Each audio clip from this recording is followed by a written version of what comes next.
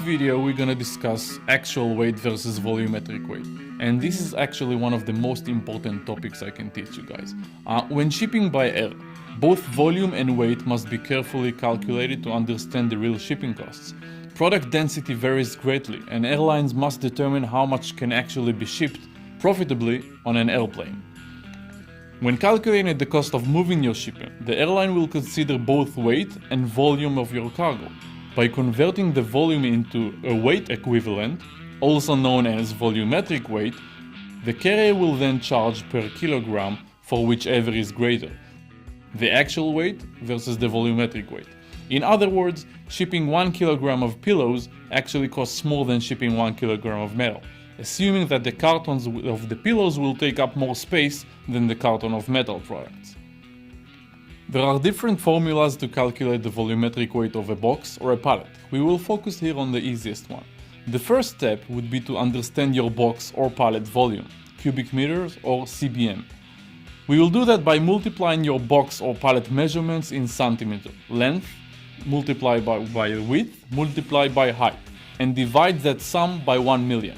For example, if you want to understand the volume for a shipping box that weighs 10 kilograms and is 50 centimeters long by 35 centimeters wide by 55 centimeters high, the formula would be 50 times 35 times 55 divided by 1 million.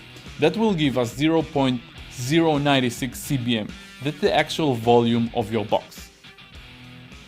The second step would be to calculate our box volume weight. We will do that by applying the right DIM factor based on our carrier. Alright? For express shipments, the DIM carrier would be 1 CBM equals 200 kilos.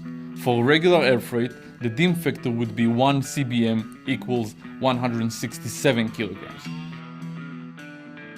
Finally, a shipment's final chargeable weight is the higher of the two weights when comparing the actual weight versus the volumetric weight. So, if we ship our 10 kilogram box by air cargo, the chargeable weight would be 16 kilos. And if we ship the same box by express courier, the chargeable weight would be 90.2 kilograms. And that's almost double. If this all seems confusing, use our dedicated volumetric weight calculator by simply visiting this link. In conclusion, by understanding volume weight, you will know what to expect when shipping by air. Implement the basics of volume calculation when you design your product packaging. Alright? Take the actual product weight and calculate the volume weight of your product, including packaging. If you see there is too much difference, right? The volume weight is much higher than the gross weight, the actual weight of your product, you're gonna have a problem shipping it by air. It's not really a problem, it's gonna be very expensive. If you're going for volumetric products, make sure you understand the supply chain implication. Plan accordingly.